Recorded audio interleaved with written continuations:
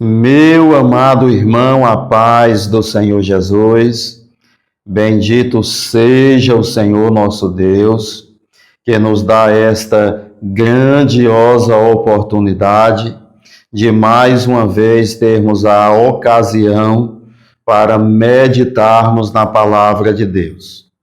E para que possamos prosseguir na nossa reflexão, eu quero fazer-te uma pergunta.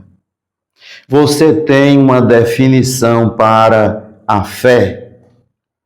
É bem provável que você tenha lembrado de Hebreus capítulo 11 e versículo 1, onde está escrito: ora, a fé é o firme fundamento das coisas que se esperam e a prova das coisas que se não veem.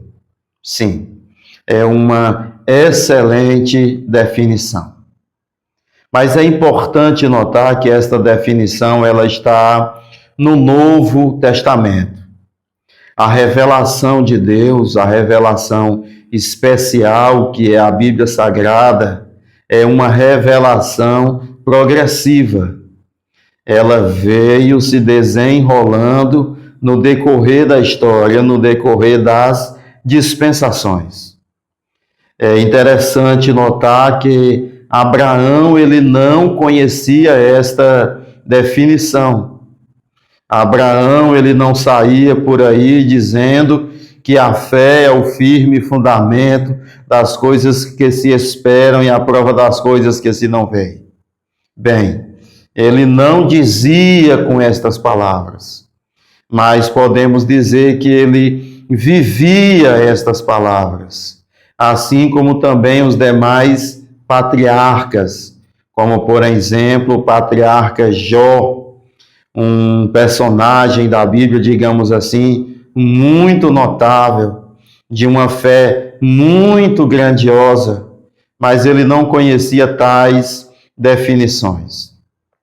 O que eles conheciam era a vontade de Deus. E quando Deus lhes falava alguma coisa, eles confiavam em Deus e colocavam em prática aquilo que Deus dizia. Podemos dizer que estes homens estavam fazendo conforme Hebreus capítulo 11, versículo 1. Eles não andavam por vista, eles andavam pela fé. O que é andar pela fé? É crer naquilo que Deus falou, ou crer naquilo que Deus está falando, crer naquilo que Deus decretou. Porque aquele que tem fé sabe que aquele que disse também é poderoso para cumprir. Sim, é muito bom ter fé, mas sabemos que a fé, ela sofre oposição. Quando eu olho para a história de Abraão, porque nós estamos meditando sobre a fé de Abraão, e quando nós olhamos para a vida dele, nós vemos que quando ele resolveu fazer a vontade de Deus, ele levou consigo esposa, um sobrinho e o pai.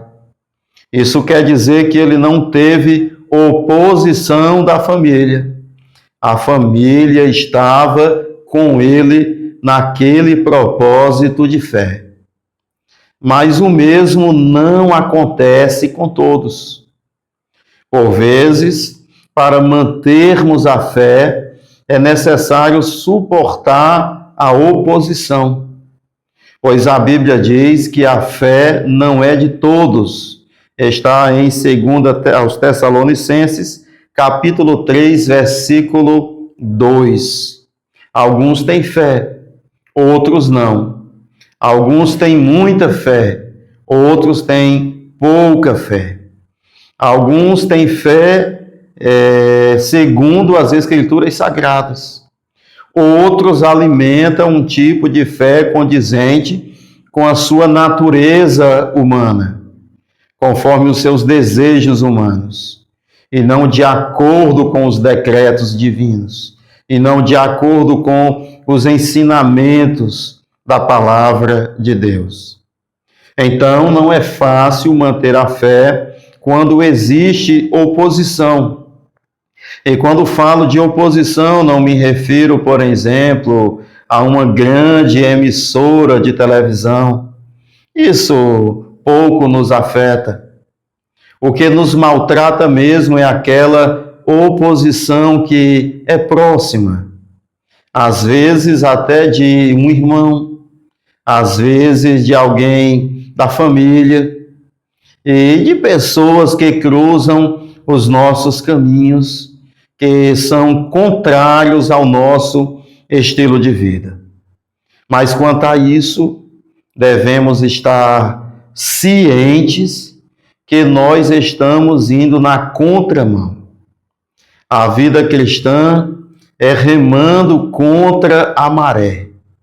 Não podemos esperar que o mundo venha agir ao nosso favor. Pelo contrário, o mundo sempre será oposição para a fé que nós professamos na pessoa do Senhor Jesus. É bem provável que você seja o único que crê nas promessas que Deus fez para a sua vida. É possível que nenhum outro mais acredite. É possível que seus familiares não acreditem. É possível que seus irmãos de igreja, aqueles bem próximos de você também, não acreditem. Isso é possível. Entretanto, amados irmãos, nós não podemos deixar de acreditar. Porque se é promessa de Deus, se é chamado de Deus, se é algo que Deus falou por meio de sua palavra, se é algo que Deus falou por meio de uma revelação que é respaldada na palavra de Deus, se é algo que Deus falou por meio de profecia, que também tem base bíblica, nós devemos permanecer firme e não abrir mão de forma alguma. Mas aí vem a pergunta: a fé. Como nasce a fé no coração do ser humano? A fé, ela vem pelo ouvir. E o ouvir pela palavra de Deus. A Bíblia também diz em Efésios, capítulo 2, versículo 8, que nós somos salvos pela graça mediante a fé. E isso não vem de nós, é dom de Deus. Então, a graça que mediante a fé, todos estes elementos da salvação, são dons gratuitos de Deus. São presentes de Deus para nós. A palavra de Deus, quando ela é anunciada, ela causa fé na vida de alguns. Já na vida de outros não faz diferença alguma. Por vezes eu digo aos meus irmãos que se você tem fé, se você está convicto da sua fé, você é um privilegiado. Porque já conheci pelo menos um caso de uma pessoa que tentou crer, tentou ter esta fé bíblica que você tem e não conseguiu. Que sejamos gratos ao Senhor nosso Deus por esta fé maravilhosa e que possamos fazer como Judas nos exortou.